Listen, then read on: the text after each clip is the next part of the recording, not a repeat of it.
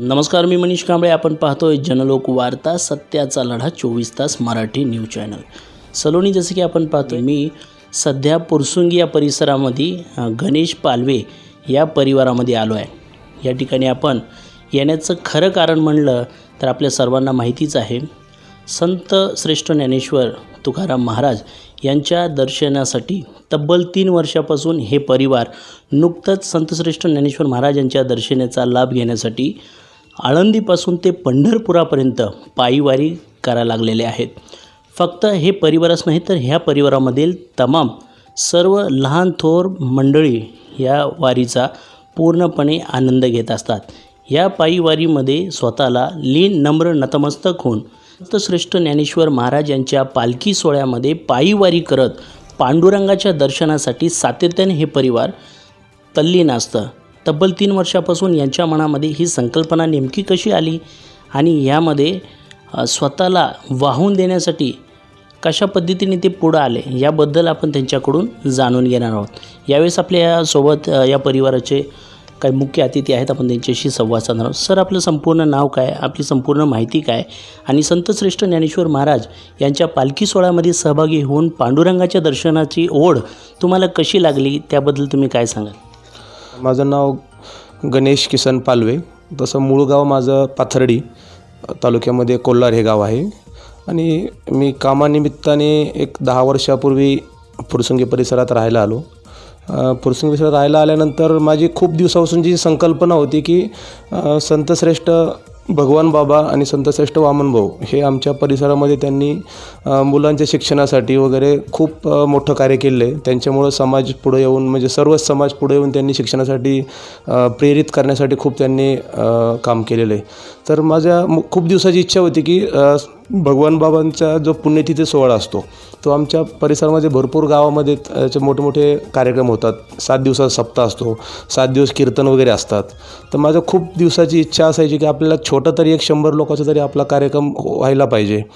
पण ते भाड्याने राहत असल्यामुळे ते थोडंसं शक्य होत नव्हतं. सोसायटीमध्ये जागे अभावी किंवा पुण्यामध्ये एक सुरुवातीला आलो त्या 10 बाय 10 रूममध्ये वगैरे राहण्याची आपली परिस्थिती असायची. पण ज्यावेळेस पुरसुंगीमध्ये आपलं पांडुरंगाच्या कृपेने घर झालं त्यानंतर माझी संकल्पना होती की आपल्याला ती सत्यात उतरवायची आहे. त्यानंतर मग मी इथं आमचे जे पुरसुंगीमध्ये भरपूर मित्रपरिवार आहे तर मी सहज संकल्पना मांडली की असं आपल्याला भगवान बाबाचा कार्यक्रम करायचा आहे. जे आमचे राहुल खाडे म्हणून एक मित्र आहेत त्यांच्याशी मी संकल्पना मांडली असा आपला कार्यक्रम करायचा तर मला थोडंसं मदत मिळेल का बाबा, आपण सर्वजण मिळून करूयात. तर त्यांनी मग त्यानंतर अजून त्यांचे मित्र असे सर्व एकत्र झालो आणि आम्ही मग तो कार्यक्रम दरवर्षी सामाजिक महाशक्ती सेवा संस्था यांच्यातर्फे आम्ही तो कार्यक्रम पुरसुंगीमध्ये चालू केला. तर आज कार्यक्रमाला 4 वर्ष पूर्ण झाली. तर तो कार्यक्रम चालू केल्यानंतर जी संत भगवान बाबाविषयी आमच्या मनात जे पहिल्यापासून जो भाव होता मग आम्ही इथं आल्यानंतर श्री संत श्रेष्ठ ज्ञानेश्वर महाराजचे जे आळंदी त्यांचं जे गाव आहे त्या गावामध्ये आम्ही दर महिन्याला जायला लागलो. मग त्यानंतर जी मनामध्ये ओढ आमच्या निर्माण झाली नंतर, कारण जोपर्यंत गावाकडं होतं तोपर्यंत आम्हाला हे पालखी सोहळा किंवा पांडुरंग दर्शनाला जाणं हे खूप असं म्हणजे लांबून फक्त ऐकायचो आणि टी व्हीवर आम्हाला ते जो सासवडचं घाटामधले ते चित्र फक्त आम्ही टी व्हीवर पाहिलेले. म्हणजे असं कधी सत्यात किंवा तशी परिस्थिती पुण्यामध्ये कधी येऊन दर्शन घेऊन जाऊ आपण असं पण नव्हतं पहिलं. मग ते चालू झाल्याच्या नंतर पुण्यात त्याच्यामध्ये आलो आम्ही. मग तो आपल्या एकदम पुरसुंगी म्हणजे आपल्या अगदी पुरसुंगी गावातूनच पालखी जाते. तर आम्ही सुरुवातीला पहिलं काय करायचो की पुरसुंगी ते सासवड आम्ही ॲक्च्युली अगोदर 3 वर्ष पुरसुंगी ते सासवड आम्ही दोघंही आणि मुलं आमच्याबरोबर असायचे. आम्ही पुरसुंगी ते सासवड वारी करायचो. म्हणजे 1 दिवसाची वारी, सुट्टी वगैरे काम सगळंच त्या टायमाला जॉब वगैरे सुट्ट्याचा थोडा प्रॉब्लेम असायचा. मग 1 दिवस आम्ही ती वारी करायचो. मग ती जी आमच्या मनात ओढ निर्माण झाली आणि जो भगवान बाबाचा कार्यक्रम सुरू झाला आपल्या इथं, मग हे सर्व पूर्ण आमचं एक जे पहिल्यापासूनच आम्ही तसे भाविक होतो त्याच्यामध्ये जे उतरलो आम्ही. तर मग ते हळूहळू मनामध्ये 3 वर्ष झाले आता आम्ही लगातार संतश्रेष्ठ ज्ञानेश्वर महाराजांच्या पालखी सोहळ्यामध्ये आम्ही आळंदीपासून तर पांडुरंगाच्या दर्शनासाठी पंढरपूरपर्यंत आम्ही नवरा बायको आम्ही दोघांनी पायवारी सुरू केली. मागील वर्षी वडिलांना पण यायची इच्छा झाली. वडिलांना बोललो की तुम्ही चला आपण बरोबर जाऊया.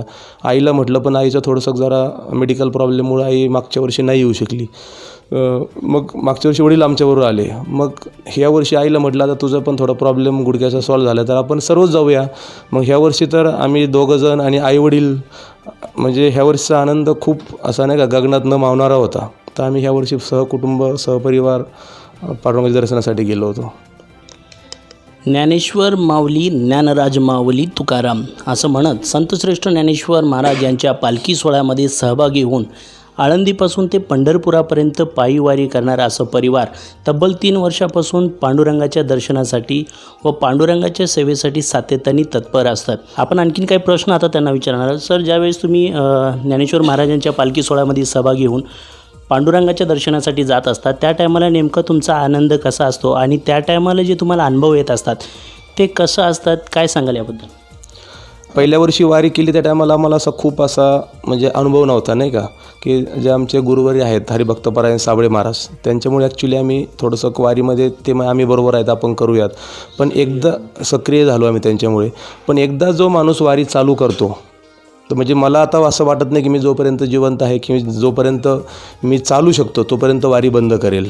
कारण ती ओढच अशी असते पांडुरंगाच्या दर्शनाची की आपण ती एकदा चालू केली तर ती सुटतच नाही. म्हणजे तो आनंद जो आपण वारी जवळ आली तर तो जो आनंद असतो जो अंगावर नाही का, म्हणजे वारी लक्षात जरी आली तर वाटतं हा कधी येईल. जसं आपल्या एखादा दिवाळी सण जसं मुलांना वाटतं जवळ आलं की आपल्याला नवीन कपडे घ्यायचे नवीन आहे, तसं ते ओढ आम्हाला एवढी लागते की वारी आली की आम्ही अगोदर महिनाभर आमची तयारी चालू असते आपल्या वारीला जायचे. मग सुट्टी घेणं वगैरे सगळं ते प्रोसिजर करणं किंवा आपल्याला तयारी काय करायची, हे एकदम आनंद तो गगनात न मावण्यासारखा असतो. खऱ्या अर्थाने जर पाहिलं तर पालखी सोहळा यायच्या 1 महिना आधीच हे परिवार पूर्णपणे स्वतःची तयारी करत असतं आणि मोठ्या आतुरतेने त्या संधीची वाट पाहत असतं की कधी आम्ही संतश्रेष्ठ ज्ञानेश्वर महाराजांच्या पालखी सोहळ्यामध्ये सहभागी होऊन पांडुरंगाचं दर्शन घेतो आहे. पायीवारी करत असताना नेमकं तुम्हाला अनुभव काय काय आलेला आत्तापर्यंत, याबद्दल काय सांगाल? पायीवारी करत असताना सर्वात मोठा अनुभव म्हणजे जो आपल्याला रोज आपला जो घरचा नित्यनेम असतो.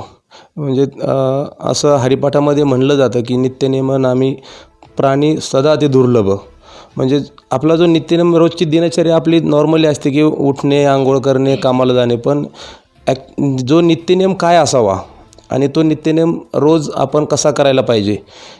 रोज सकाळी आपण जरी वारीमध्ये जात असो आपण तर रोज सकाळी कधी उठायला पाहिजे, उठल्यानंतर आपण सुरुवातीला काय करायला पाहिजे, त्याच्यानंतर रोजचा आपला काकडा आरती व्हायला पाहिजे, भगवंताची पूजा व्हायला पाहिजे किंवा जे आपण ज्ञानेश्वरी म्हणा किंवा भगवद्गीता म्हणा याचं रोजचं जे आपलं नित्यनेम ठरलं आहे वाचन व्हायला पाहिजे. त्यानंतर तुम्ही नाश्ता करायला पाहिजे. आपण जे करतो 20 दिवस जी वारी करतो पायवारी, ह्या पायवारीमध्ये जर तुम्ही ते नित्यनेम तुम्हाला म्हणजे जो माणूस वारीला येतो की त्याला तो नित्यनेम 100% लागतो. म्हणजे तो त्याच्या अंगी तो ऑटोमॅटिक त्याला सवय लागते आणि हा नियम एकदा लागू झाला की तुमच्या जीवनामध्ये तुम्ही कंटिन्यू वर्षभर तो नित्यनेम लागतो आणि तुम्ही थोडक्यात किती दुःखात असला तर तुम्ही दुःखातून आनंदाकडे 100% जाऊ शकता याच्यामधून. पायीवारी करत असताना आळंदीपासून ते पंढरपुरात नेमकं किती दिवस लागतात आणि सुरुवात ज्यावेळेस तुम्ही केलं होतं पहिल्या वर्षी त्यावेळेसचा तुमचा अनुभव कसा होता? 20 दिवस चालायचं जर का म्हटलं तर मोठा प्रश्न आपल्यासमोर उभा राहतो आहे की 20 दिवस आपण कसं चालणार? 5 किलोमीटर चालायचं म्हटलं तर ते आपल्याला होत नाही.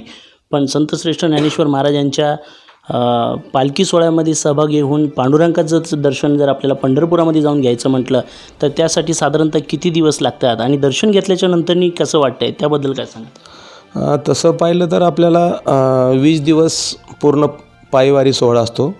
तर 20 दिवसामध्ये ॲक्च्युली पहिल्या वर्षी जो तुम्ही आता प्रश्न विचारला, पहिल्या वर्षीचा तुमचा अनुभव, पहिल्या वर्षी आम्हाला थोडंसं टेन्शन तर होतंच की आता आपण पहिल्यांदा चाललो आहे आणि तुम्ही म्हटलं तसं 5 किलोमीटर आपल्याला चालायचं. म्हणजे आता असं झालं की गाडीच्या प्रवासामुळं आपलं 1 किलोमीटर आपलं चालणं होत नाही आहे.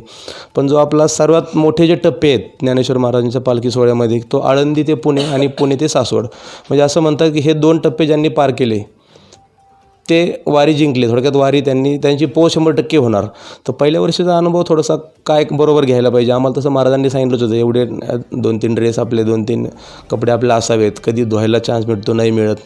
तर त्यामुळं पहिला थोडंसं एक उत्सुकता होती की काय करायला मिळेल, आपलं कसं काय असेल हे पुढं, नाही का. ती मनामध्ये उत्सुकता होती, आनंदाची ओढ तर होतीच आम्हाला, पण ती नवीन उत्सुकता होती. आणि थोडंसं कुठंतरी एक नॉर्मली की कसं होईल, आता पहिलंच वर्ष माहीत नाही आपल्याला, पण आम्हाला जे महाराज आमच्या साबळे महाराज बरोबर होते, त्याच्यामुळं आम्हाला पहिले वर्ष काही आणि एकदम मजेत गेलं. आणि ते एकदा जे नित्यनेम चालू झाला तो आता कधीही बंद न होणार आहे 100%. चालत असताना कधी असं तुम्हाला वाटलं आहे का की मी आता 8 दिवस झालं आहे चालतो आहे आणि मला आता थकवा जाणवलेला आहे, कदाचित मी आता बाज करावं इथंच, मी परत आता घरी गेलो पाहिजे, असं कधी विचार तुमच्या मनामध्ये आलं का? काय सांगा? नाही, असा विचार कोणाच्याही येत नाही. म्हणजे मी तर तसं पाहिलं तर माझं वय खूप कमी आहे, पण असे काही महात्मे आहेत तिथं, मी महात्मे त्यांना म्हणू शकेल.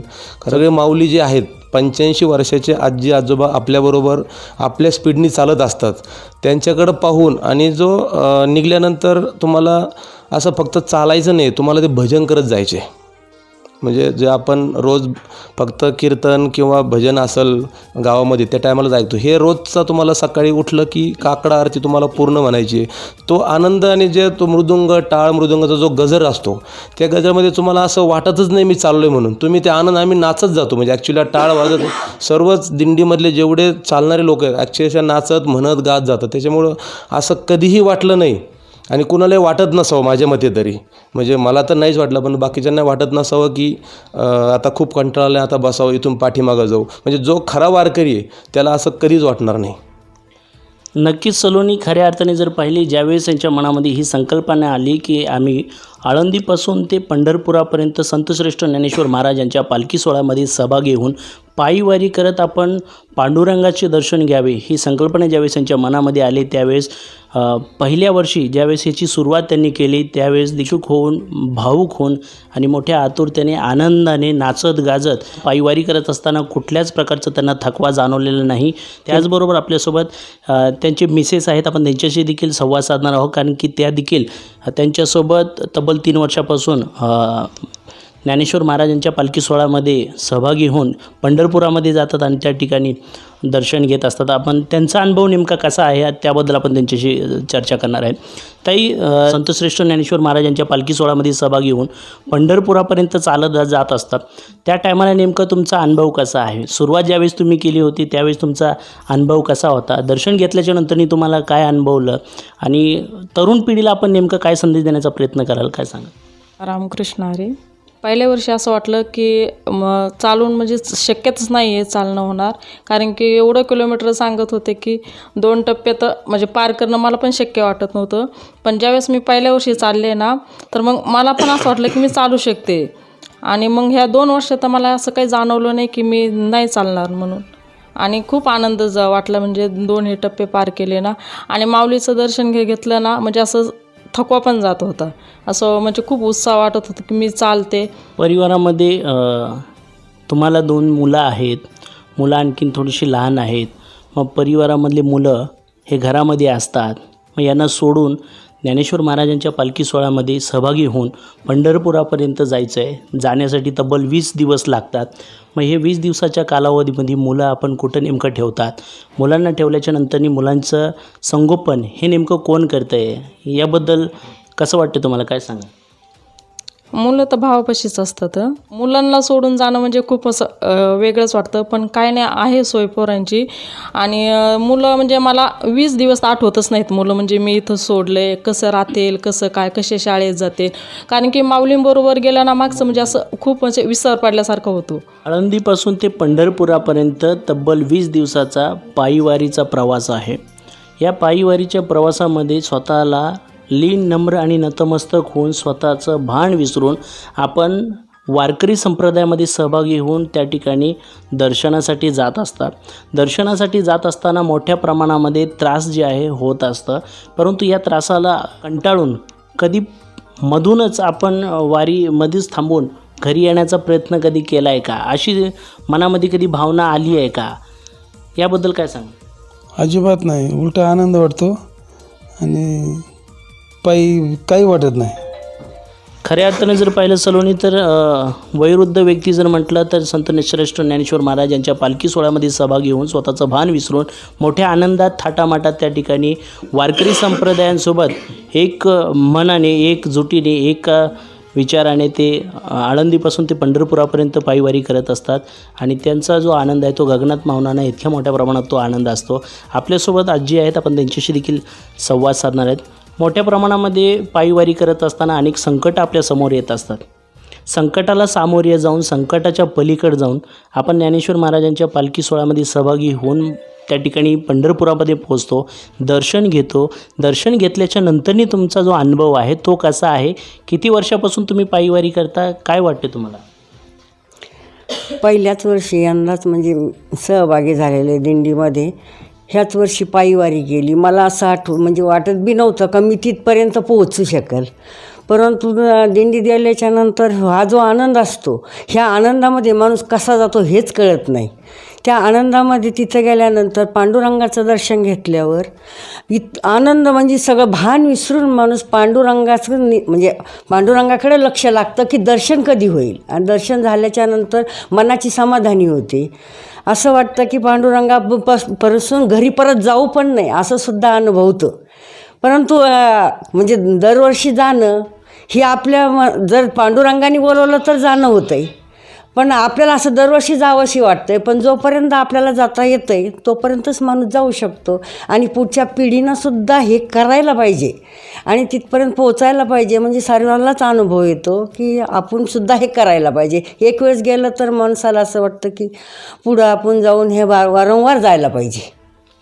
नक्कीच सलोनी, खऱ्या अर्थाने जर पाहिलं तर अनेकदा दर्शनाला गेलं पाहिजे अशी संकल्पना पुष्कळदा आपण मनामध्ये घेतो, परंतु खऱ्या अर्थाने ज्यावेळेस ती वेळ जवळ येते कुठंतरी आपण खचतो आणि आपले विचार बदलण्याचा प्रयत्न करत असतो. पण ह्या ठिकाणी जर पाहिलं तर आजीने आपल्याला स्पष्ट आपल्या चॅनलच्या माध्यमातून आपली प्रतिक्रिया जी आहे ती दिलेली आहे. ते म्हणतात की ज्यावेळेस आपण अशी संकल्पना किंवा अशी विचारधारणा आपल्या मनामध्ये घेतो त्यावेळेस आपण नक्कीच पहिलं वर्ष जे आहे ते गेलं पाहिजे आणि पहिल्या वर्षी गेल्याच्या नंतरनी जो अनुभव आपल्याला मिळतो तो अनुभव आपल्याला सातत्याने त्या वारीमध्ये सहभागी होण्यासाठी इच्छुकता निर्माण करत असते. आणि पहिल्या वर्षी गेलो तर शेवटपर्यंत आपण गेल्याशिवाय राहत नाही असा देखील अनुभव त्यांनी आपल्याला या ठिकाणी दिला आहे. आजी, खरं जर पाहिलं तर आज आपण पाहतोय संपूर्ण महाराष्ट्रामध्ये नाही तर संपूर्ण जगभरामध्ये अनेक तरुणी आहेत ते बेरोजगाराला सामोरे जात आहे आणि अनेक विद्यार्थी आहेत ते TV, मोबाईल, इंटरनेट, लॅपटॉपच्या माध्यमातून स्वतःचा वेळ जे आहे ते वेस्टेज घालवत आहेत. तरुण पिढीला नेमकं काय संदेश देण्याचा प्रयत्न कराल? तरुण पिढीने सुद्धा हे करायला पाहिजे. याच्या पुढं दुसऱ्या तरुण पिढीला काही सांगू शकत नाही. आम्ही जे केलं ते त्यांनी करायला पाहिजे ना पुढं, म्हणजे त्याची वाटचाल सुरू राहते.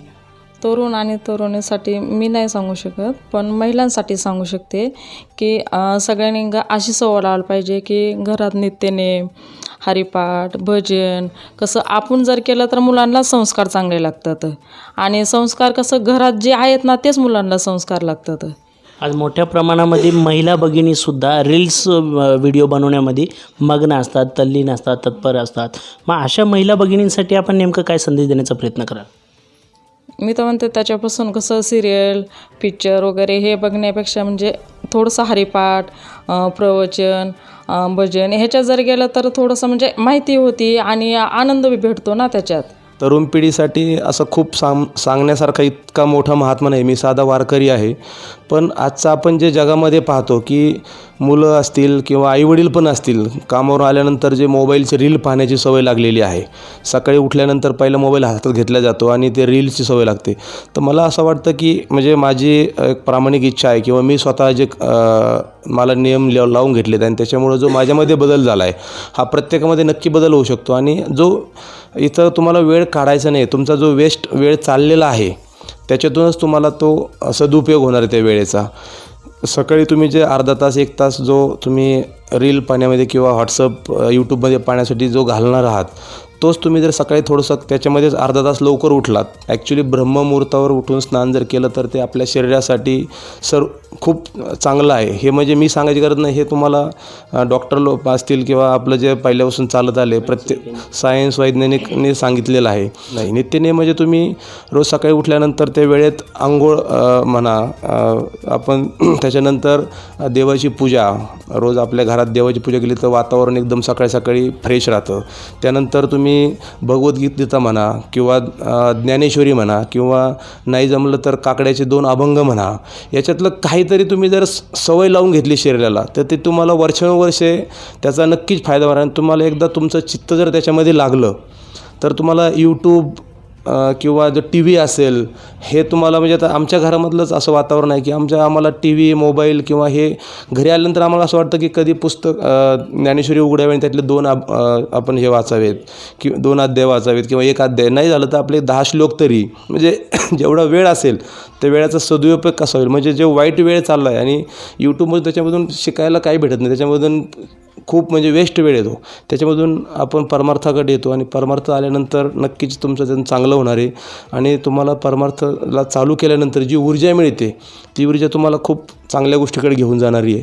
त्यामुळं सर्व तरुणांनी, म्हणजे माझी विनंती असेल सर्वाला मी की तुम्ही तिकडं जाण्यापेक्षा की तुम्ही सर्वांनी जर परमार्थात उतरलात तर खूप असं माझं प्रत्येकाला म्हणणं आहे की तुम्ही पायवारीच करायला पाहिजे, पण नित्य नियम स्वतःला जीवनात लावून घेतले तुम्ही रोजचे रोज तर त्याचा नक्कीच तुमच्या जीवनात फायदा होईल आणि तुम्ही त्याच्यातून काहीतरी चांगलं करू शकता.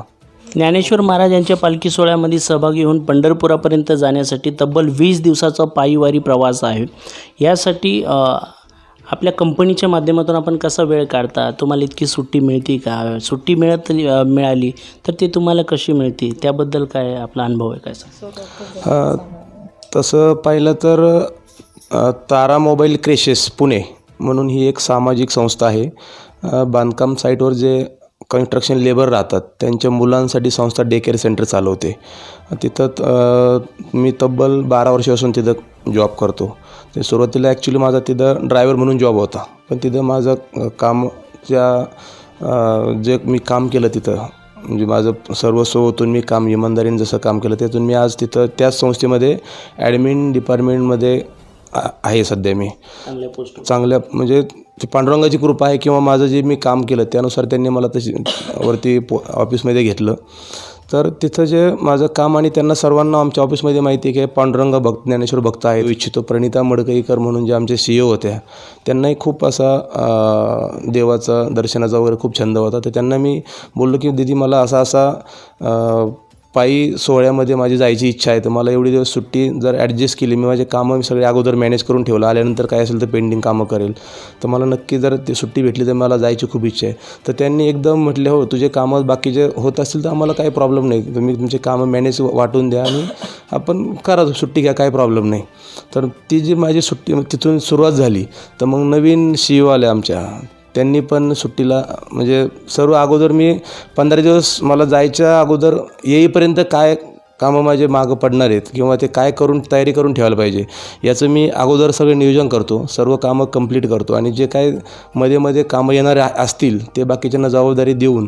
तर मी खरंच मॅनेजमेंटचे तारामोल क्रेशेसच्या CEO असतील मॅनेजमेंटचे आभार मानेल की त्यांनी जे मला 20 दिवसाचा वेळ वेळच म्हणावं लागेल त्याला, सुट्टी असं नाही म्हणतात, वेळ जो देतात मला त्यामुळं माझी ही पायीवारी खरं सक्सेस होते. म्हणजे बऱ्याच मित्रमंडळी आहेत की त्यांना पण यायची खूप इच्छा आहे पण सुट्टी मिळत नाही, हा खूप मोठा प्रॉब्लेम आहे. आणि माऊलींची कृपा आहे की सगळ्यांच्या याच्या आशीर्वादाने त्याच्यामुळे सुट्टी मिळते आणि त्याच्यामुळे माझी पायीवारी सफल होते. ज्ञानेश्वर महाराजांच्या पालखी सोहळ्यामध्ये सहभागी होऊन पायीवारी करत असताना आळंदी ते पंढरपूरचा जो तब्बल 20 दिवसाचा प्रवास आहे खूप रम्यमय वातावरणामध्ये असतो, आनंदमय वातावरणामध्ये असतो. ते परिवार स्वतःचं भान विसरून पांडुरंगाच्या दर्शनासाठी ते उत्सुक असतात. पांडुरंगाच्या दर्शनासाठी मोठ्या आतुरतेने ते वाट पाहत असतात आणि मोठ्या आनंदाने नाचत गाजत त्या क्षणाचा त्या दिवसाचा पूर्णपणे ते आनंद घेत असतात. यावेळेस त्यांची जी मुलं आहेत त्या मुलांशी देखील संवाद साधणार आहोत. मुलांचं देखील आपण काही हरिनाम पाठांतर आहेत ते सुद्धा आपण घेणार आहेत, काय अध्याय त्यांना पाठ आहे त्याबद्दल आपण त्यांच्याशी माहिती घेणार आहोत. जसं की आपण पाहतोय आई वडील तब्बल 3 वर्षापासून संतश्रेष्ठ ज्ञानेश्वर महाराज यांच्या पालखी सोहळ्यामध्ये सहभागी होऊन आळंदी ते पंढरपूरपर्यंत तब्बल 20 दिवसाचा पायीवारी प्रवास जो आहे तो करत असतात. त्या टायमाला तुम्ही घरी असता, तुम्हाला कधी असं वाटलं नाही का की आम्हीसुद्धा पालखीमध्ये सहभागी झालो पाहिजे, आईवडिलांसोबत पंढरपूरमध्ये गेलं पाहिजे, आपणसुद्धा दर्शन घेतलं पाहिजे, कसं वाटतं काय सांगा? मला पण वाटतं की नाही का आईवडिलांसोबत पंढरपूरची वारी करायला पाहिजे, पण आत्ता शिक्षणामुळं ते शक्य होत नाही. आणि तसं मग आम्ही मामाकडं असतो तर आई वडिलांची आठवण येते, पण मग एवढं काही असं टेन्शन नसतं मामाकडं असल्यामुळे. मग त्याने एवढं त्यांची आठवण तर येते, पण शिक्षणामुळं इथं राहावंच लागतं. काय सांगशील यामध्ये?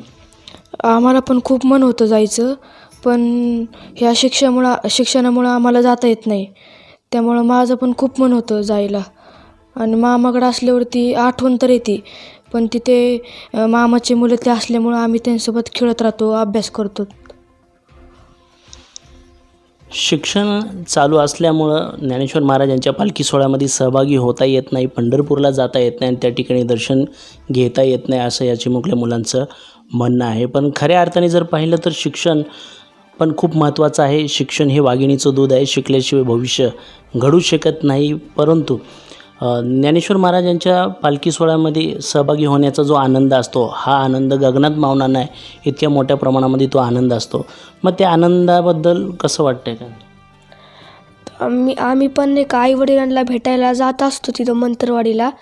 तिथे एवढ्या लोकांचा उत्साह बघून, माऊलींची पालखी बघून तिथलं नाही का आनंद आम्हाला पण कळतो. तिथं आम्ही तर 2-3 तास थांबत असतो. तिथं मग सगळ्यांचा आनंद वगैरे, सगळे खुशीत आहेत हे बघून आम्हाला पण चांगलं वाटतं. 20 दिवस आईवडील घरी नसतात. आळंदी ते पंढरपूर 20 दिवस हे पायीवारी करत असतात. त्या टायमाला जवळ ते नसतात. कसं वाटतंय? आम्हाला करमत तर नाही, पण ते गेले तर आम्हाला पण राहायलाच लागतं. नक्कीच सलोनी, खरं जर पाहिलं तर मुलांच्या प्रतिक्रिया पाहून आपण समजू शकतो की मुलांचं देखील इच्छा आहे की आम्हीसुद्धा आळंदी ते पंढरपूर असं संतश्रेष्ठ ज्ञानेश्वर महाराज यांच्या पालखी सोहळ्यामध्ये सहभागी होऊन पंढरपुरामध्ये जाऊन दर्शन घेतलं पाहिजे. परंतु शिक्षणाअभावी, वेळेअभावी ते त्या ठिकाणी जाऊ शकत नाही, सहभागी होऊ शकत नाही. परंतु आईवडिलांचं आनंद आणि संतश्रेष्ठ ज्ञानेश्वर महाराज यांच्या पालखी सोहळ्यामध्ये सहभागी झालेल्या लाखोच्या संख्येने जे वारकरी संप्रदाय आहे, यांचा आनंद पाहून ते या ठिकाणी स्वतःला आनंदी करून घेत असतात. आता आपण त्यांच्याकडे महत्त्वाचा प्रश्न करणार आहे. आतापर्यंत बऱ्याच गोष्टी धार्मिक गोष्टी, आध्यात्मिक गोष्टी घरामध्ये सातत्याने वाटचाल करत असतात. मग धार्मिक गोष्टीकडे वाटचाल करत असताना काय अनुभव तुम्हाला आला आहे का? कोणता अध्याय वगैरे किंवा कोणता श्लोक वगैरे तुम्हाला पाठ आहे का? असेल तर नेमका तो कोणता, काय सांगा? आम्ही नाही का आता इथं श्री संत भगवान बाबा आणि वामन भाऊ महाराजांची पुण्यतिथी इथं साजरी केली जाते. तेव्हा नाही का साबे महाराज यांचं कीर्तन असते. कीर्तनामध्ये आम्ही पण टाळकरी बनतो. हरिपाठ वगैरे, काकडं वगैरे सगळं इथं होतं. त्यातून आम्हाला पण खूप काही शिकायला भेटतं. तसा आमचा 15वा अध्याय पाठ आहे. अजून बरेच काही गणपतीचे श्लोक, महादेवाचे श्लोक, सरस्वती मंत्र, हनुमंतराय वंदन. आपण भोजन करत असतो, भोजनाच्या अगोदर कोणता मंत्र म्हणायला पाहिजे, आंघोळ करताना कोणता मंत्र म्हणायला पाहिजे, अशा खूप काही गोष्टी आम्हाला पाठ झाल्या आहेत. त्यापैकी नेमकं एक श्लोक आपण घेणार आहे. भोजन करण्याच्या आधी नेमकं कोणतं मंत्र म्हणायला पाहिजे आणि म्हटलं तर ते कसं म्हणायला पाहिजे, काय सांगशील? तो श्लोक असा आहे, पहिला हात जोडायला पाहिजे, नंतर मग श्लोक सुरू करायचा. वदनी कवळ घेता नाम घ्या श्रीहरीचे, सहजवन होते नाम घेता पुकाचे, जीवन करी जीवित्वा अन्न हे पूर्ण ब्रह्म, उदर भरण नो हे जाणीचे यज्ञ कर्म. असं हा श्लोक झाल्यावर हातावर थोडं पाणी घ्यायचे आणि ताटाला ओवून काढायचे.